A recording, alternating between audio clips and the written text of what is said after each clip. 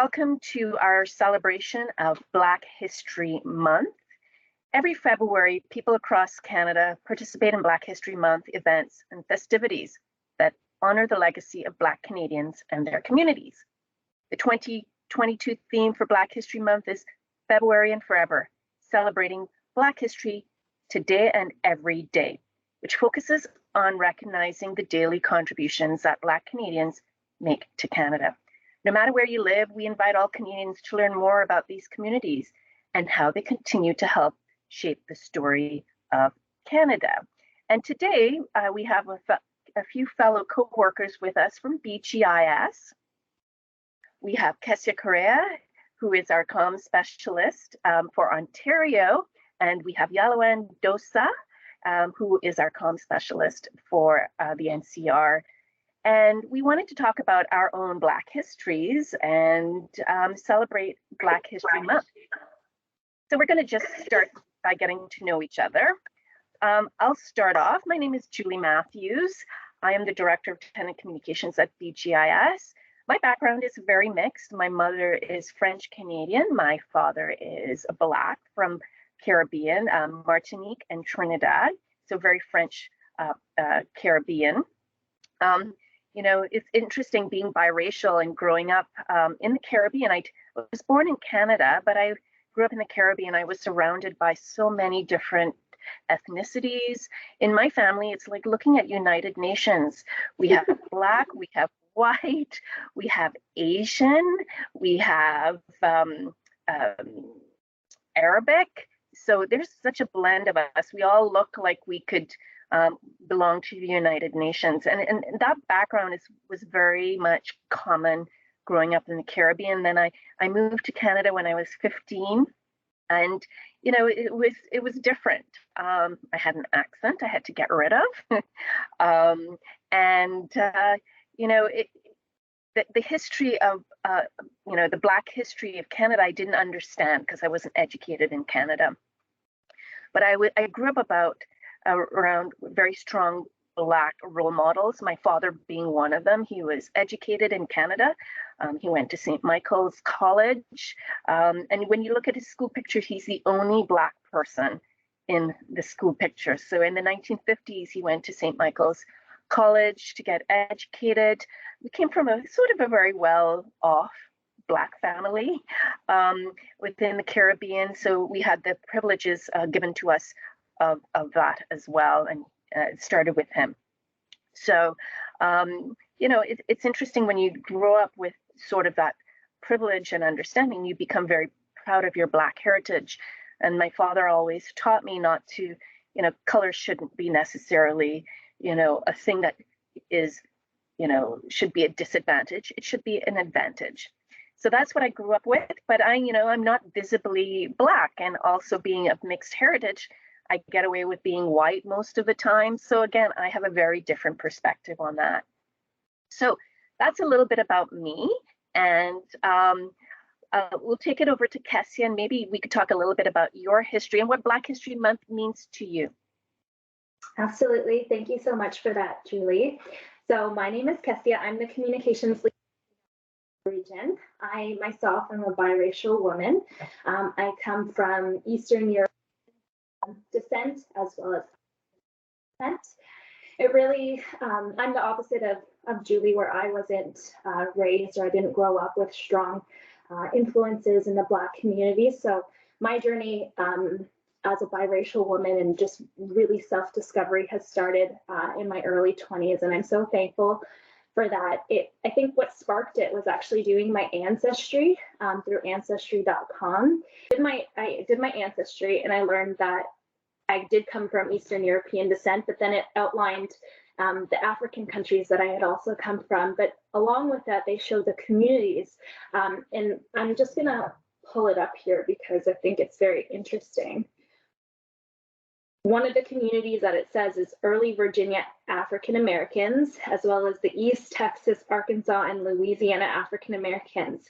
And that for me was like really eye-opening in a way, and it really felt like I was connecting in some bigger way to my Black heritage, because that, in a sense, what it actually is direct lineage to slave trade.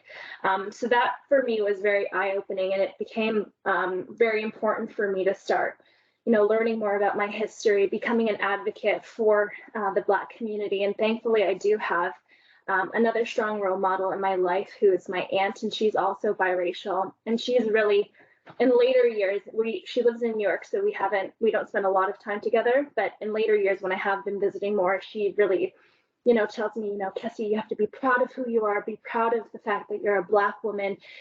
She's so passionate, but she says the children that you have, they are going to be Black because you are Black. It doesn't matter if they look white, doesn't matter if they look Black, they'll raise them, and you need to raise them as strong Black individuals. And so that really resonated with me. And that's kind of gone in a circle there, but that's kind of where I come from, and that's where my passion now comes from. It's taken me a lot of years to really, have that self-acceptance for myself, but now I want to be that voice, and I want to be that advocate for all my brothers and sisters who are minorities, whether you're Black, Indigenous, or any other minority group. So that's a little bit about myself. Okay, thank you very much, Kesia. Over to you, Yalowan. Tell us a little bit about yourself. So my name is Yalowan Dossa, and I manage communications for this. Originally, I would say Black History Month. It's always been important to me because it's the month where I get to appreciate folks that some Black, the richness of Black in this country. I later on, I didn't meet them at first. I came here at 20, and I was supposed to go to university. Well, I went to university, but then as a fan of history, this month for me is the month where you get to remember the fight, the demonstrations, what people been through, the resilience, the food, the culture. Like I said, I've been to, it was an opportunity years ago, I've been to Africanville in Halifax, where you get to visit museums and St. Marie, and then you get to the African Americans down south. I lived in Haiti for a while, Dominican Republic, Guadeloupe. So it's a month where you get to appreciate the people that left 400 years ago. Some are still doing what, because coming from Africa, I could see they're still doing some stuff that we do in Africa.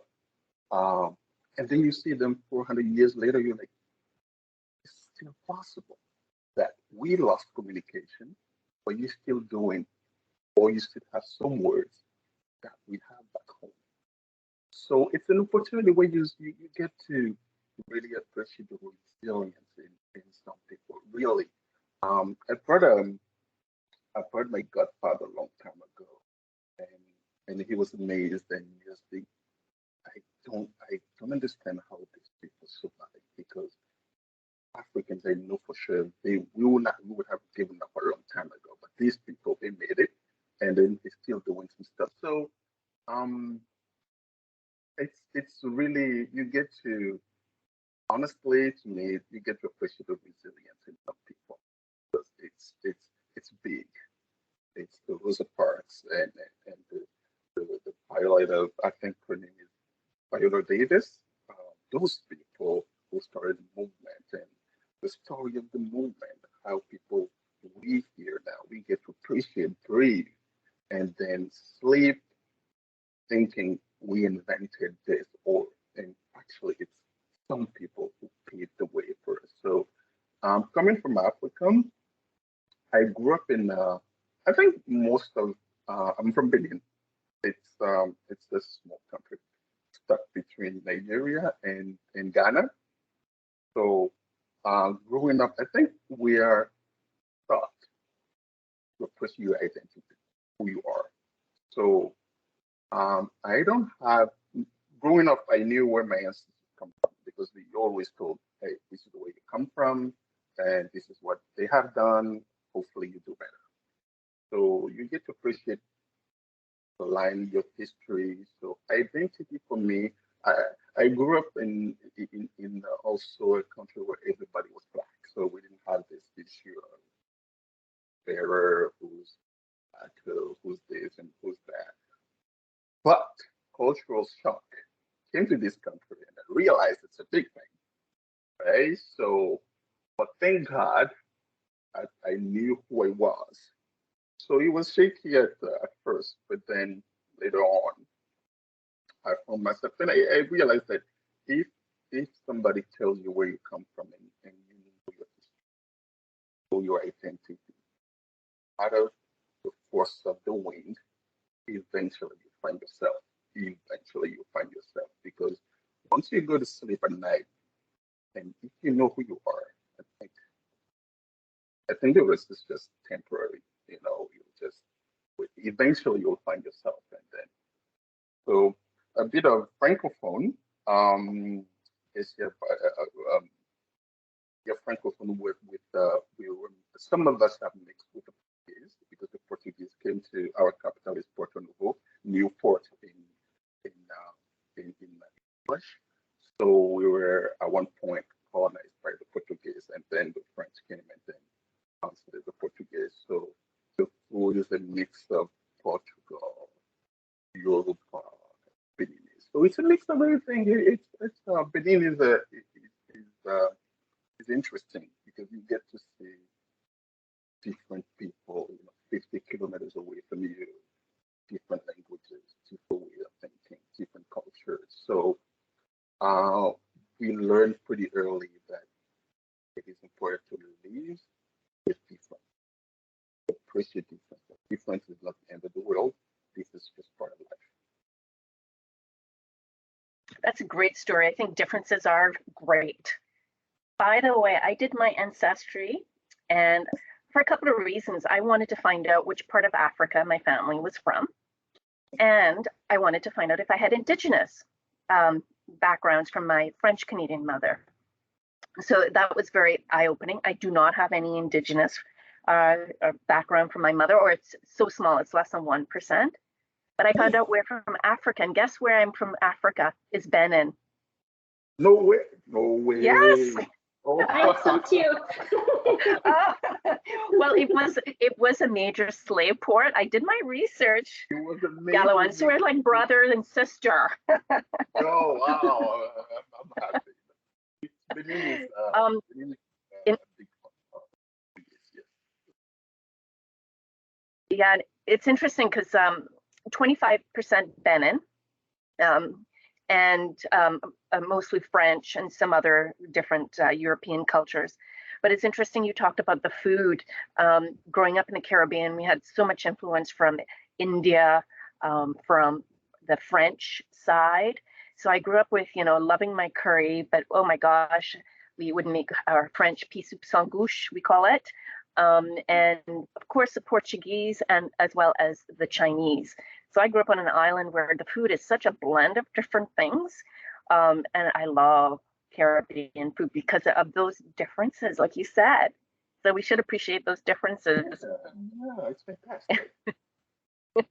So I didn't know where you were from originally, and that's interesting that it was Benin. And we have a little map at our head office in Markham. I have a little pin in Benin to represent that I was from Benin. Wow. Coincidence. Wow. I like this. Something that you said during your introduction stuck with me, and that was that you had to lose your accent. So I was hoping that maybe you could dive into that a little bit and kind of tell us a little bit about that. Can you explain that a bit? Why you felt you had to lose the accent? Was there anything related to any? Well, it's a great question. That's a really good question. And I grew up with, a very sort of well-educated household in the Caribbean. My father had a very proper Trinidadian accent, not very heavy. And he sounded wonderful. There's a guy who did the 7-Up ads in the 70s and 80s, sounded exactly like him. And even looked like him. And wonderful accent. My mother, French Canadian. French was spoken at home, but my French is terrible. But when we were growing up in our teens, and I knew I was going to go to school in Canada, my mother would say, you don't want to be perceived to be a country bookie, so lose the accent. So, so you better learn to lose the accent if you want to get anywhere. It's a perception issue, and maybe it's a prejudice issue. And where you do interviews and you think, okay, the accent shouldn't come in the way of, being able to communicate properly for a language. And you have to put your prejudices to the side. And we're talking about communications, right? So it was important, for me growing up. And it's interesting. My first year of school, I went to a very proper boarding school, Branksome Hall. And so I'm surrounded by, mostly Canadians. And I remember the first presentation I gave, people looked at me and couldn't understand what I said. And I think that was sort of the moment that I said, okay, I really got to lose this accent. Okay. And that's great to know. And do you think, obviously, when you went to school, that wasn't in this generation where we talk more about diversity and inclusion, and, we've come a long way. Do you think that if you were someone going to school right now and you were just coming to Canada now, do you think that you would still feel that way or feel the need to change? Absolutely. Okay. I don't think I would. I think that's a very good point. That's a very good point. And when I get annoyed, my accent becomes more prominent. But I mean, growing up in a Canadian/Trinidadian household where French was spoken by my parents, I would pick up the accent at school, but it wasn't even my siblings don't have a very heavy accent as well, and they lived all over the world. So, but it's interesting. I think I would feel less pressured to lose the accent. A very good point. And you know what, Yalowan, when you came to Canada, I have a question for you. Do you feel there were specific prejudices against you, that you missed out on opportunities at all? Yeah, I would say yes, but with a little, how would I say it? Because the way I look at in everything that I do, I try to define a philosophy. So I came here, so originally I was supposed to stay 5 years and then go back home. So in terms of racism, because I went to university, life in university is different from real life. So in university, I had a bunch of friends. And then right after university, I realized that I need to have friends in some circles in order to succeed, to get the things that I want. And I couldn't get them. I couldn't get those friends, and I couldn't get those jobs, those things that I really wanted. So it was difficult in the sense that and to be honest, also I like to be in everything that I do. I like to be different. I don't like to look like everybody else. Otherwise, things won't make sense. So handing resumes and then go to interviews, and you could feel like somebody the other day, a lady told me the other day, told me this story. You could feel like you would not be taken because of the things that you made. So, though I knew racism was there, I didn't look at it because I knew that I would care. I knew it would take me down this hole and I would not never get out of it. It's just like, I would just say, I don't want to do this anymore. I resign or I give up or whatever. So I decided to look the other way and then hope that eventually I'll meet that person who opened the first door. So racism was pretty evident. I remember we were in class when I was doing master's degree and the last we were in some co-op program, and last 3 people who didn't get that course, that internship in the government, were 3 blacks. And And we were all good. And the teacher came and asked us why we thought we were not taken. We all knew it was racism. But today would be different because I really have to. This generation is has been up here, want things to change, and um, and I'm quite happy for them because honestly, I'm pretty sure some people have given up. Some people have their life changed just because of racism. And I don't think it is. But for me, yes, I would say racism is everywhere. To me, I would just not pay attention. You never know. It was just, to me, it's just a distraction, especially the distraction. It's interesting because my father would tell me the same thing. And that's the way I grew up. And I don't think I felt racism. I think I was doing some work in the US and I'm pretty, like, I would say naive. I didn't feel it. And I remember really growing up or even through the job process, but I don't look like a minority necessarily. And I remember walking into a restaurant with my employer in the middle of Pennsylvania, and he was Jewish, and he was speaking on the phone in a different language. And everybody in this sort of little town in this restaurant looked at us, and I could feel hate daggers, and it was the weirdest feeling I have ever felt. And I have to say, I only felt it once in my life, and I have never really focused on it. But I mean, I haven't really been impacted by it. Maybe it was my, having a more privileged lifestyle. It's, I never thought of it, and it was never supposed to be a thing to hold you back. And you should have all of the power that you can bring to the table. But it's interesting that you say that because that's the way I was brought up as well. And Kesia, what about yourself? I mean, for you, it's more of it's a journey of discovery.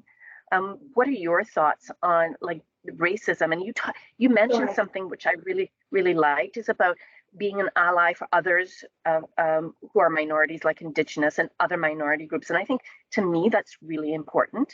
But for you, you mentioned that. What makes you want to be that ally? Well, again, it comes through a lot of self-discovery and just self-awareness that I've done over the last decade, I would say. And when I reflect too on my childhood, so I did actually grow up with a cousin who is Black, as well as my aunt.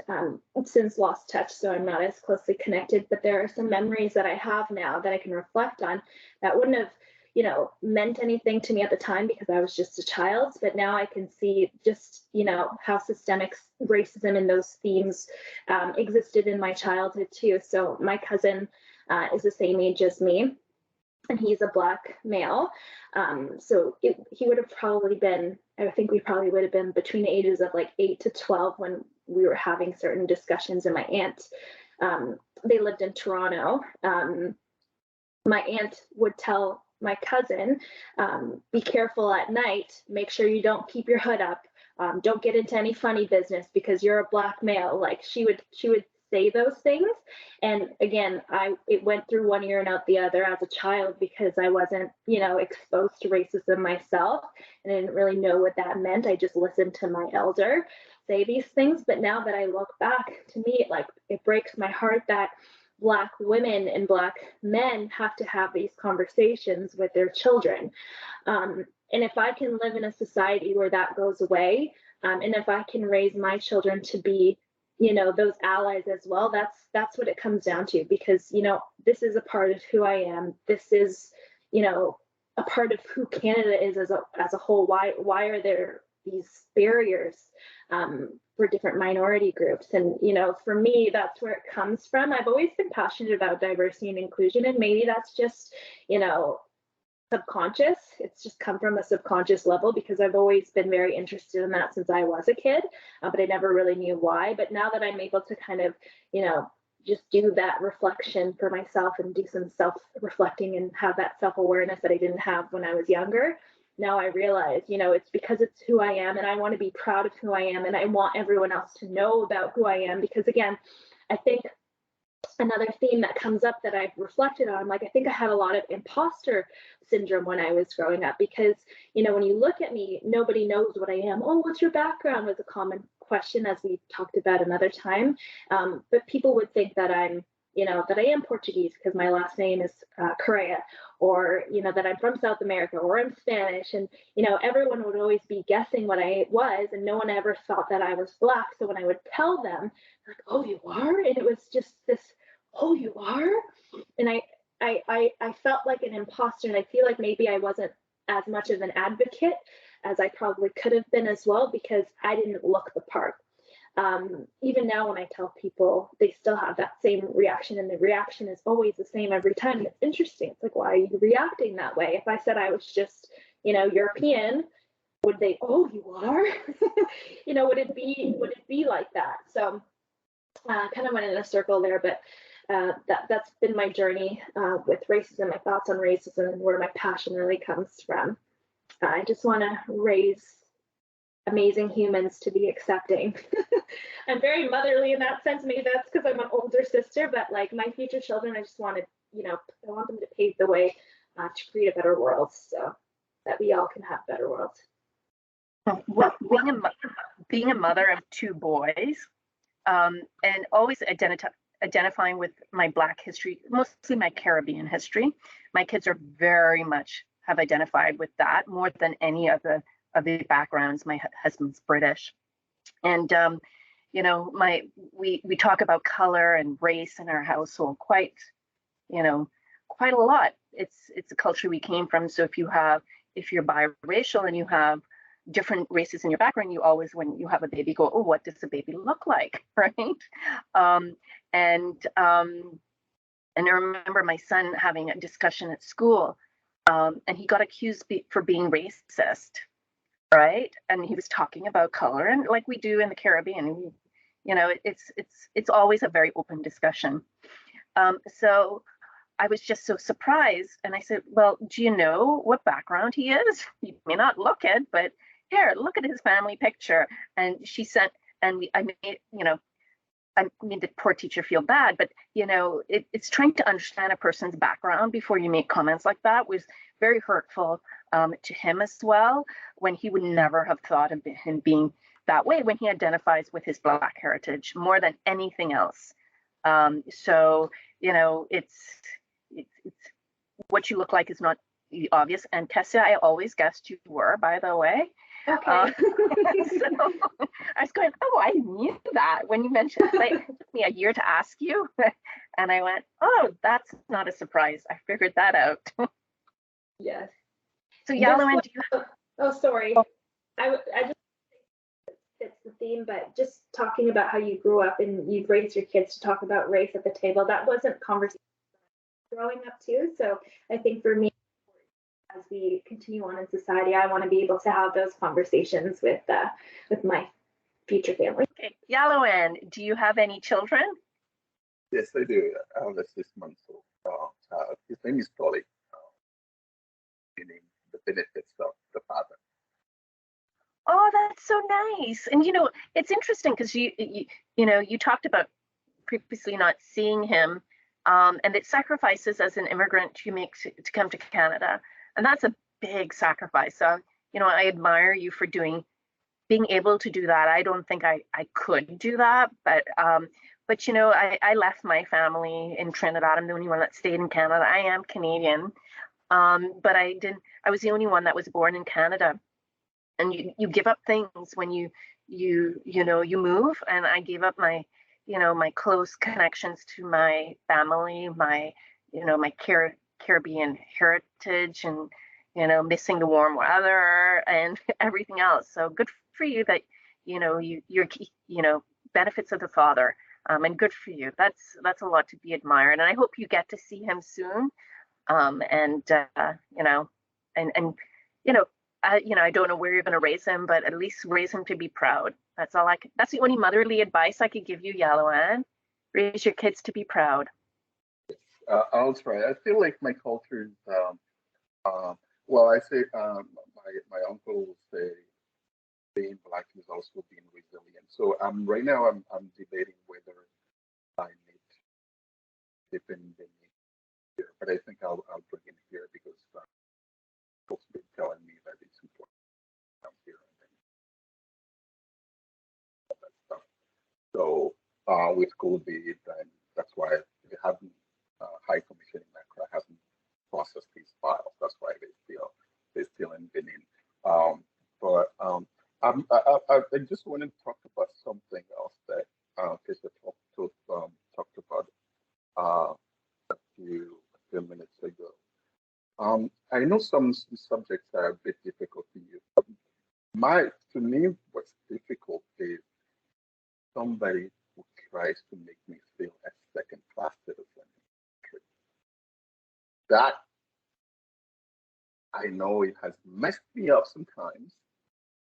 So to come to the accent when I'm talking and you say, what did you say? What did you say? And I'm still asking, but you still saying you're not hearing me. It makes me feel like an alien. It makes me feel like I'm a second-class citizen. And sometimes people do it unconsciously. And it forces you to think second-class citizen. But you should not give up on that fight. And I realized until late, like a few years ago, that I should keep fighting and I'm not a second-class citizen. People that will say, oh, in this country, this is what we do. And as opposed to what you're doing is not for this country. And I will answer, for example, so does that mean that you represent this country? Is that what it's supposed to mean? So making me feel, police making me feel in a second class country, it has scared me for a long time. So for some reason, I guess I would say that I'm still I don't know, I'm still trying to recuperate from that. It's because I have many issues at the border country. Maybe you guys haven't seen me, but I'm very dark. So when I go to airports, and I'm tall as well, so it's easy to see Yalowan. So yeah, I wanted to touch that.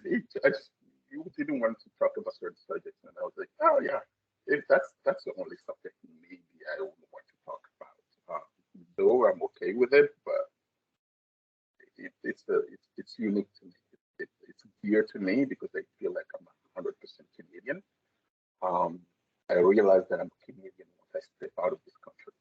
I want to go back, like, so I was in Benin for a year. I couldn't wait. I just couldn't wait to come back.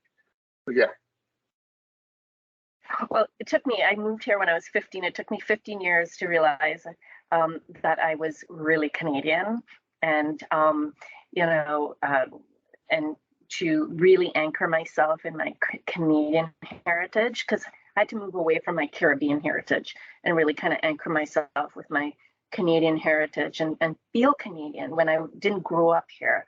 So it's interesting that you say that, but I think, when you've lived in a different country, it's always a little bit of a sort of a struggle and a growth or a journey to wherever you move to. So it's interesting you say that. Yeah, I felt the same for different reasons, and it's interesting. But we all have to protect each other, and I think it was Kesia that we have to stand up for each other, stand up for that person that may not be exactly what you picture a Canadian to be like, and let them have a voice. So that's what today is all about, is really sharing the stories so that we give other people voices. And for example, for Kesia and I, it's the biracial voice. It's one that, well, I'm not obviously Black, so what are you? And that brings its own sort of background. You're a new immigrant to Canada, and you've come from Africa, and you have a different, you grew up without say the slavery in your history. So you have a different perspective where you know, when you talk to a lot of Black people in the Caribbean or in the US, you have such a long history of slavery and racism, etc., in their heritage that it's really hard to get rid of. So I know I can tie I finally was able to tie my family history to my great-great-grandmother, who was a slave and freed in Martinique. And, you know, we just don't know her background. And only through ancestry were we able to say what part of Africa are we from. So, but saying all of that, any closing remarks? Kesia, over to you. Yeah, absolutely. When you were just speaking to and talking about the sharing of stories, again, my journey has been different. And I think what's amazing is that we all have such unique viewpoints about Black history and what it means to us because of our history and where it comes from. But as a part of my journey, you know, what's really special is just even having this conversation with you both, you know, two of my brothers and sisters. I think for me, having these conversations really allows me to reflect deeper, allows me to feel more connected to my heritage as well. And like, I could get emotional talking about it. I'm going to try not for the camera. But it really does mean so much hearing both of you speak and, you know, feeling connected. So thank you so much. Yalowan, any closing remarks from yourself? Yeah, I think having conversations like this makes you see how important Black history organizations such as this. I think we should have things like often shouldn't necessarily be Black history, but discussion, real discussion where people can talk about they think I know in this country we're not we have no group. It's acceptable to be public. But sometimes to manage life, to manage whatever we're going through, it's important to have discussions in circles where people talk about this without judgment. I never cared about anybody who would judge me and say you're trying to accomplish anything in life and then you'll be ashamed of whatever you'll know anything. It's just the way it is. The thing, and let's keep having discussions like this. I'm really, really happy that I had to can see that Kesia has a little bit of Portuguese background. I was in this one a couple of years ago. Fantastic country. Trinidad.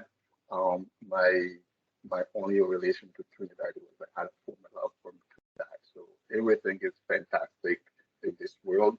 Let's keep having these conversations. I think if we just can find innovative ways to have discussions like this, I think I'll be more proud, more than happy to part of any discussion. It is important. I think we have to manage feelings, fears, and all that kind of stuff that not to talk about it. Yeah. Well, Yalowan, thank you very much. And Kesia for sharing your stories. I know it's only a few of us because I was only brave enough to ask the two of you, and we asked a few other people that were not able to be here today. But you know, it's I know some people are not comfortable with doing this. Hopefully, we'll be able to have a bigger discussion around our backgrounds in the future and share those stories. So again, both of you, Kesia and Yalowan, thank you so much. All the best. And we'll be speaking to you soon. Thank you very much. Thank you. And happy Black History Month. Celebrate it. Share your stories, good and bad. Thank you. Bye.